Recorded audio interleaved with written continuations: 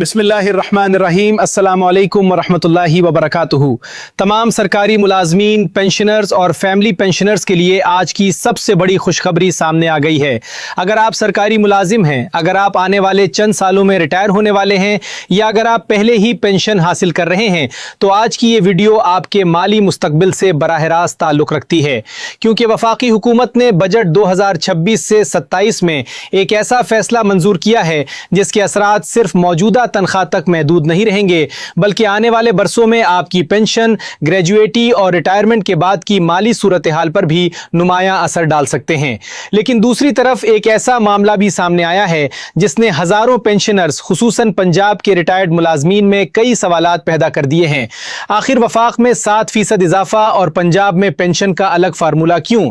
क्या वाकई बाज मुलाजमीन को दूसरों के मुकाबले में कम फायदा मिल रहा है? और सबसे अहम सवाल, बुनियादी तनख्वाह में अलाउंसेस जम होने का असल फायदा क्या है? लेकिन असल सरप्राइज अभी बाकी है, क्योंकि आज हम आपको न सिर्फ इन तमाम फैसलों की हकीकत बताएंगे, बल्कि आसान मिसालों के जरिए ये भी समझाएंगे कि ये तब्दीलियां आपकी जेब और मुस्तकबिल की पेंशन पर किस तरह असरअंदाज हो सकती हैं। वीडियो शुरू करने से पहले अगर आप सरकारी मुलाजमीन, पेंशनर्स, बजट, तनख्वाहों और पेंशन से मुताल्लिक मुस्तनद और बरवक्त मालूमात हासिल करना चाहते हैं तो चैनल को सब्सक्राइब जरूर कर लीजिए ताकि कोई भी अहम अपडेट आपसे मिस ना हो। नाज़रीन, सबसे पहले बात करते हैं इस अहम फैसले की जो वफाकी बजट 2026 से 27 के दौरान सामने आया। जैसा कि आप जानते हैं कि वफाकी काबीना ने सरकारी मुलाजमीन की तनख्वाहों में 7% इजाफे और पेंशनर्स की पेंशन में भी 7% इजाफे की मंजूरी दी है। यह खबर अब तकरीबन तमाम मुलाजमीन और पेंशनर्स तक पहुंच चुकी है, लेकिन इस बजट में एक और ऐसा फैसला भी किया गया जिस पर शायद इतनी तवज्जो नहीं दी गई जितनी दी जानी चाहिए थी, और यही वो फैसला है जो मुस्तकबिल में लाखों मुलाजमीन के लिए सबसे ज्यादा फायदेमंद साबित हो सकता है। सबसे बड़ी खबर यह है कि 2022 में दिया गया 15% एडहाक रिलीफ अलाउंस और 2025 में दिया गया 10% एडहाक रिलीफ अलाउंस बुनियादी तनख्वाह में जम कर दिया गया है। बज़ाहिर ये एक मामूली इंतजामी फैसला लग सकता है, लेकिन हकीकत में इसके असरात इंतहाई दूरस हैं। अब सवाल पैदा होता है कि बुनियादी तनख्वाह में अलाउंस जम होने का असल मतलब क्या है? ये बात समझना बहुत जरूरी है। गुज़श्ता कई बरसों से हुकूमत मुख्तलिफ औकात में महंगाई के असरात कम करने के लिए एड हाक रिलीफ अलाउंस देती रही है। ये अलाउंसेस मुलाजमीन की मजमूई तनख्वाह में शामिल तो होते थे, लेकिन बुनियादी तनख्वाह का हिस्सा नहीं बनते थे। यानी आपकी तनख्वाह बढ़ जाती थी, लेकिन आपकी बुनियादी तनख्वाह तकरीबन वही रहती थी। और यही वो नुक्ता था जिस पर सरकारी मुलाजमीन की तंजीमें मुसलसल एतराज करती रही हैं, क्योंकि पेंशन का हिसाब बुनियादी तनख्वाह की बुनियाद पर किया जाता है, ना कि एड हाक अलाउंसेस की बुनियाद पर। नतीजा ये निकलता था कि मुलाजमीन दौरान मुलाजमत तो इजाफी रकम हासिल कर लेते थे, लेकिन रिटायरमेंट के वक्त उन्हें इसका मुकम्मल फायदा नहीं मिलता था। लेकिन असल सरप्राइज अभी बाकी है। अब जब 2022 और 2025 के दोनों एड हाक रिलीफ अलाउंस बुनियादी तनख्वाह में जम कर दिए गए हैं, तो सूरत हाल मुकम्मल तौर पर तब्दील हो गई है। इस फैसले के बाद बुनियादी तनख्वाह का हुजम बढ़ जाएगा, और जब बुनियादी तनख्वाह बढ़ेगी तो उसके साथ वो तमाम माली फवायद भी बढ़ जाएंगे जो बुनियादी तनख्वाह से मुंसलिक होते हैं। इनमें सबसे अहम पेंशन है, यानी मुस्तकबिल में रिटायर होने वाले मुलाजमीन की पेंशन पहले के मुकाबले में ज्यादा बन सकती है। यही वजह है कि सरकारी मुलाजमीन की मुख्तलिफ तंजीमें कई बरसों से मुसलसल ये मुतालबा कर रही थी कि एड हाक रिलीफ अलाउंसेस को बुनियादी तनख्वाह का हिस्सा बनाया जाए। अब अगरचे तमाम अलाउंसेस मुकम्मल तौर पर जम नहीं किए गए, लेकिन कम से कम 2 अहम एड हाक रिलीफ अलाउंसेस को बुनियादी तनख्वाह में शामिल कर दिया गया है। यह एक अहम पेशरफ तस्वुर की जा रही है। नाज़रीन, अब आइए इसे एक आसान मिसाल के जरिए समझते हैं। फर्ज करें किसी मुलाजिम की बुनियादी तनख्वाह एक मखसूस रकम थी और उसके अलावा उसे 15% और 10% के 2 एड हाक अलाउंस अलग से मिल रहे थे। पहले इन अलाउंसेस का शुमार बुनियादी तनख्वाह में नहीं होता था, लेकिन अब जब ये दोनों अलाउंस बुनियादी तनख्वाह में जम हो गए हैं तो बुनियादी तनख्वाह खुद ब खुद बढ़ जाएगी। और चूंकि पेंशन का हिसाब आखिरी बुनियादी तनख्वाह की बुनियाद पर किया जाता है, इसलिए रिटायरमेंट के वक्त हासिल होने वाली पेंशन भी पहले से ज्यादा बन सकती है।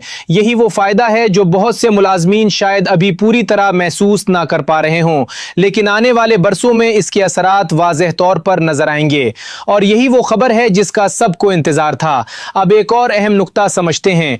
कुछ लोग ये समझ रहे हैं कि चूंकि बुनियादी तनख्वाह बढ़ गई है इसलिए पेंशन में 7% से ज्यादा इजाफा हो गया है।